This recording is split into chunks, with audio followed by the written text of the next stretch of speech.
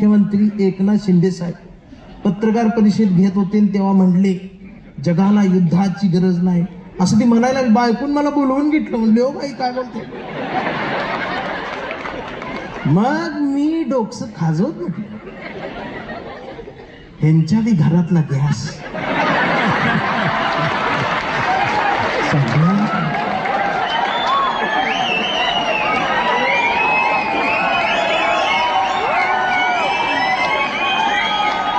अरे लक्षात राहू द्या. मी खरं सांगतोय मी महाराष्ट्र सगळा पिंजून आलो इथं. आज माझा 86वा दिवस आहे. रोज कुठं ना कुठं तरी आहेच. मी गौतम पाटील पेक्षा जास्त बुक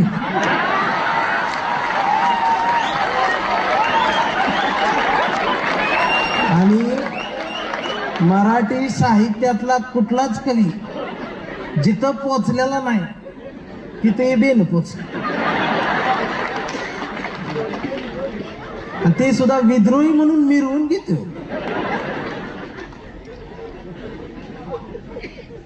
मी खरं सांगा तुम्ही सगळे 20 मार्क असणारं नागरिक शास्त्र शिकलेले आहे.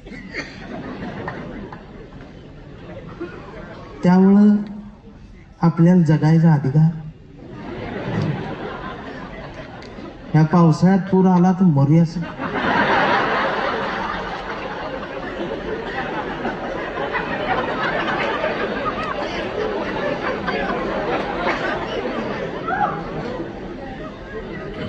आम्हाला कळणं झालंय नेमकं आम्हाला काय पाहिजे आणि पेटत नाही.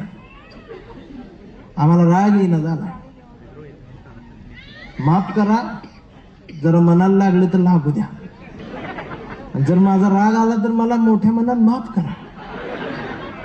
शेवटी तुम्ही दुसरं काय करणार.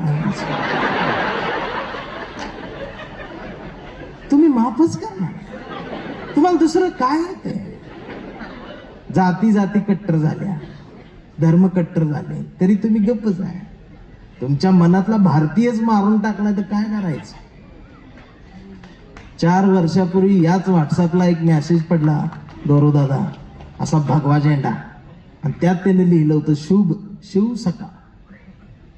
मी डोकसं खाजवत म्हटलं ही सकाळ कुठं नाही. म्हणजे आता शिवाजी महाराज येणार उठा आपली सकाळ. मग आपला पेटला. तो म्हणला भाऊ त्यांची झाली. तो म्हणला करा आपली. निळा झेंडा शिव भीम सकाळ. सकाळी 11 वाजता शिव सकाळ भीम सकाळ. तिसऱ्याला जागा आली आत्ता. तो म्हणला यांची झाली आपली करा की. मग पिवळा झेंडा शुभ लहू सकाळ. मी म्हणलं लहू कोण. वर्ण आली आणि केली.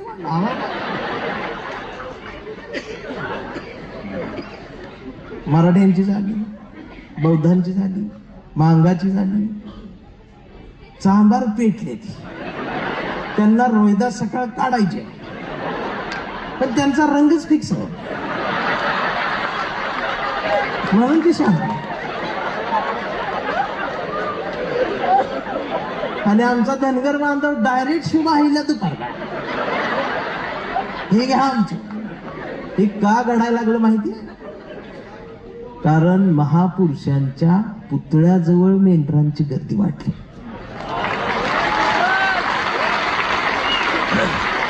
आणि ही पुतळ्याजवळ वाढलेली मेंढरांची गर्दी जोपर्यंत त्यांच्या विचारांजवळ येणार नाही तोपर्यंत या देशात आमच्या मोबाईलवर मेसेज येणार नाही गुड मॉर्निंग ऑल इंडियन्स.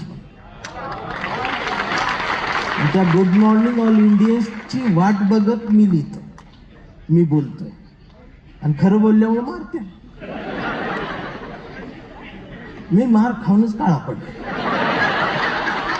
मी आधी गोराच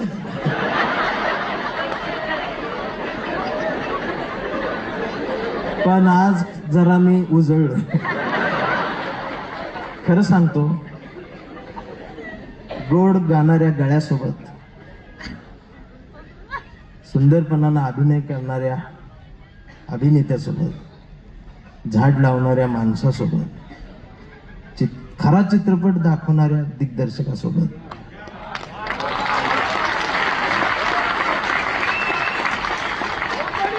साहेबांच्या निष्ठावंत कार्यकर्त्यासोबत, या जगातल्या पवित्र हातातून पहिल्यांदा कॅमेऱ्याने टिपलेल्या चित्रासोबत,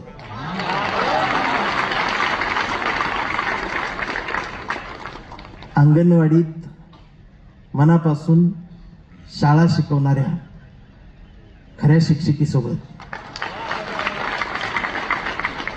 समाजसेवेत वाहून देऊन काम करणाऱ्यांसोबत आणि व्यवसायामध्ये सुद्धा आम्ही मागं पडू नये म्हणून धडपडणाऱ्या या अवलियासोबत, माझ्यासारख्या कवठे मंकाळच्या दुष्काळी मातीतल्या काळ्या ढेकळाचा सन्मान तुम्ही केला, त्याबद्दल सन्मान कोणाच्या हस्ते हे लय महत्वाचं आहे. तो आम्हाला मिळतोय पण देणारा हात स्वच्छ आहे, निखळ आहे, निर्मळ.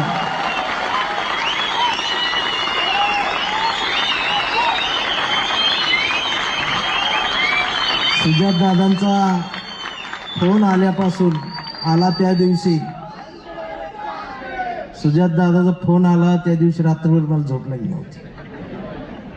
बायकोला सारखं उठवायचं, मला उठ की.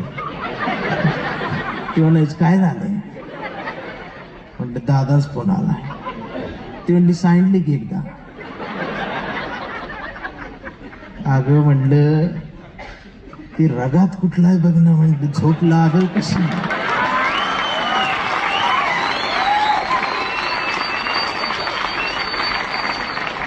म्हणून मी लय महत्वाचं आहे. आणि जरा कडून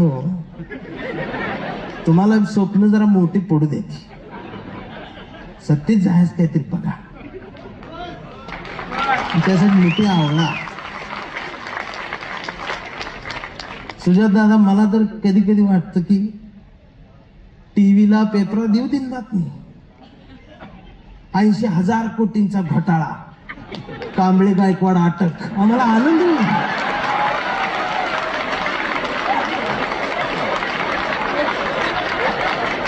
एवढं मोठं व्हावे नाही. यांचा जयंतीच्या वर्गणीत मार 100 मार 200 यांचा वाट.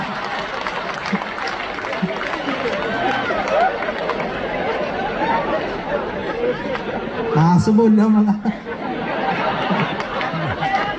म्हणून एक लक्षात ठेवा, मनगटा शिवाजी घट. आता शिवाजी म्हणलं परत त्रास, छत्रपती यांना इतिहासच माहित नाही. इतिहास मला माहित आहे. आपली मावळे लई डेंजर होती. हे अफजल खान आलता ना, तेव्हा मावळे डोंगरात जाऊन चिडवायचे, हे शिवाजी आला, शिवाजी आला. मग ती अफजल खानचं सैन्य असं येडेगत करायचं, पिसाळायचं आणि ती चिडायची. आता जी शिवाजी म्हणली चिडत्यात ना,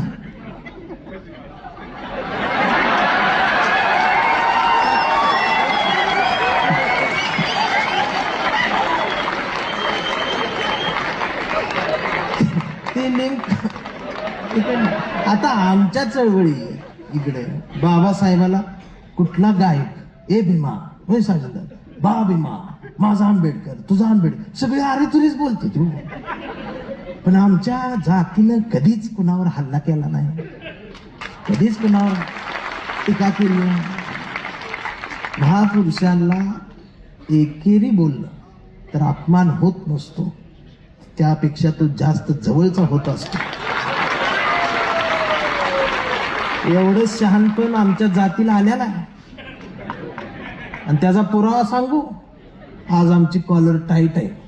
का माहिती आहे? आम्ही फुले शाहू आंबेडकर चळवळीत आहे, त्याचं कॉलर टाईट आहे आमची, कारण आमच्या बायका सेफ आहेत.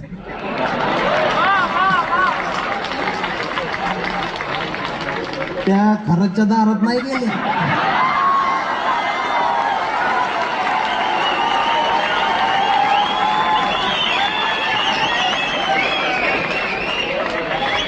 ज्यांनी ज्यांनी फुले शाहू आंबेडकरांचं बोट सोडलं त्यांचं बोट खरात तोड.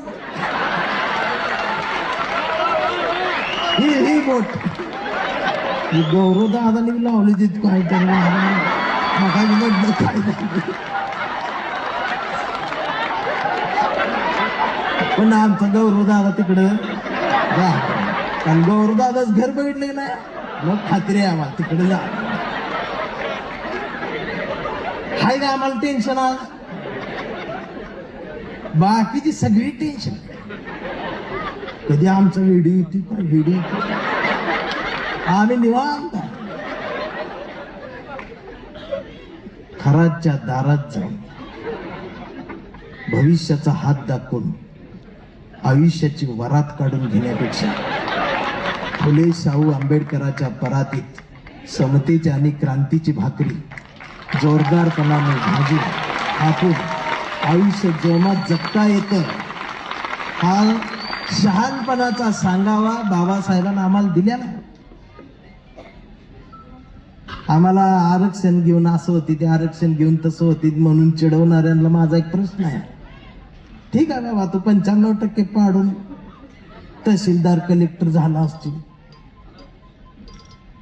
95% मार्क मिळवून सुद्धा तू ओशनो जल प्यायला गेलास.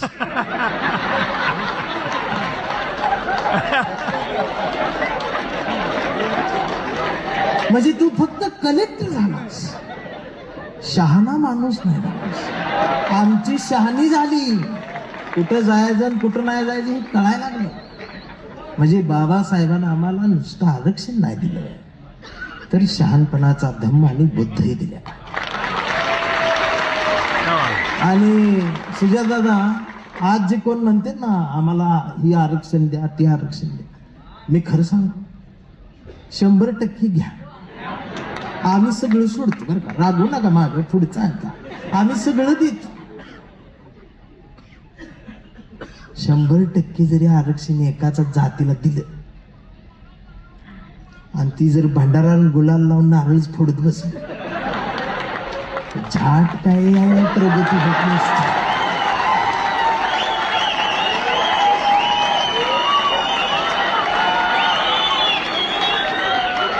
आरक्षणानं मोठं होत नाही बाबा, त्याला अभ्यास बी करावा लागतो. नाहीतर रात्री 1:30 वाजता ती फोनवर आमदार शिवाय देते, 8 मिनिटात 36 शिवाय येते. 400चा स्ट्राईक रेट आहे. त्याला प्रकाशक आणि लेखक मधला फरक बी कळत नाही.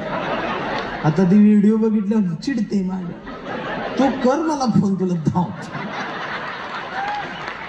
काय चाललंय, तुम्ही जाग पाहिजे. आमची गाणं ऐकते, जाग असावं, भीमाचं पिल्लू जागा असावं, आई झोपून ऐकते.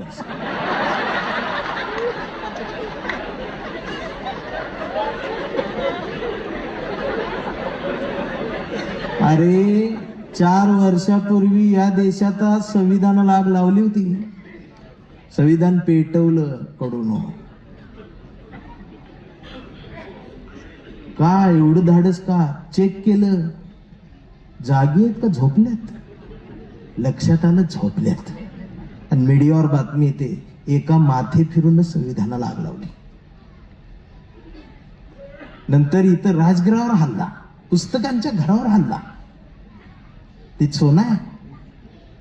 चेक केलं, जागेत का झोपलेत? लक्षात आलं झोपलेत. त्यांची बातमी येते, 2 माथे फिरून हल्ला केला. परभणीत बाबासाहेबांच्या पुतळ्याची विटंबना, आणि संसदेत गृहमंत्री म्हणतो एवढा आंबेडकर आंबेडकर काय करतात. ही बोलायचं धाडस होतं यांचं. झोपा काढताय काय? ती बुरटी दुसरी नापास झालेली मीडियावर म्हणतात संविधान काय बाबासाहेबांनी लिहिलं नाही. झोपा काढताय तुम्ही. काय सोशल मीडियावर पक्ष काढणार हो झरळानो. आणि 2 व्हीलरवर जय भीम निळ्या अक्षरात चौकात भेटत्या, तोंडात माव. त्याला जय भीम नाही केलं तर मागणं होते गद्दार गद्दार. म्हणजे ते अशोक चक्र काढलं त्यानं. त्याला विचार म्हणलं हे काय अशोक चक्र आहे दादा. म्हणलं किती कांडे आहेत. मग मोजायला लागला. माहितच नाही. आता अनेकांना माहित नाही, गेलो मोजणार आहेत पार्क. हा, आणि मग संध्याकाळी कळतं 2 हप्ते राहिलेत गाडीच. जाग पाहिजे आणि तो पॅन्थर मला पाहिजे.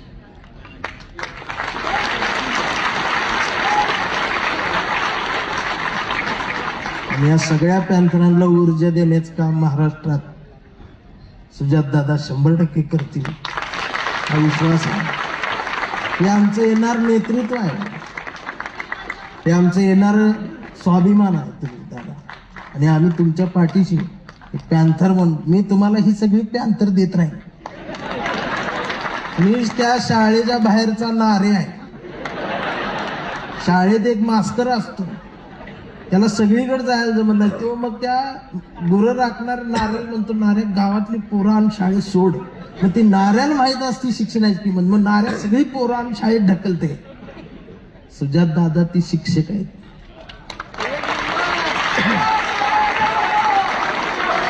आणि तो नाऱ्या व्हायला मला आवडेल. मी सगळी चळवळ आणून इथं ढकलत राहील. ती गरज आहे, हे माझं कर्तव्य. एक भूमिका घेऊन लिहित असताना माझ्या लक्षात येतं. आणि मग मोठं व्हा ना, श्रीमंत बी व्हा. म्हणून मनगटात शिवाजी घट्ट आणि मेंदूत आंबेडकर फिट्ट बसवला. मनगटात शिवाजी घट्ट आणि मेंदूत आंबेडकर फिट्ट बसवला की खिशात गांधी आपोआप येतो. हे जगण्याचं सरळ साधं सूत्र आहे. हे तुम्हाला कळलं ना, म्हणून आनंद होईल. जातीयवाद्यांच्या तोंडावर फेकून मारणारी 4 ओळी आहेत की सारे धर्म ग्रंथ वाचले, पान चाळताना फक्त एवढीच चूक झाली, बोटाला जिभेवर न्यावं लागलं. मी धर्मालाच थुक्का लावला आणि मी माणूस झालो. परवा घर रंगवताना रंगांचीच फार भीती वाटली. लोक हरामी, घराचा रंग बघून माणसाची जात ठरवतात. म्हणून मी अख्खं घरच पांढरं शुभ्र केलं. मी जातीला चुना लावला आणि मी माणसात आलो. ही माणसात येणं गरजेचं आहे. मी भारतीय आहे आणि भारतीयाला समानार्थी एकच शब्द असतो, आंबेडकरवादी. आंबेडकरवादी मीन्स भारतीय, भारतीय मीन्स आंबेडकरवादी. आणि त्या भारतीयाची एक कविता आहे, जो भारतीय आहे आमचा कांबळे.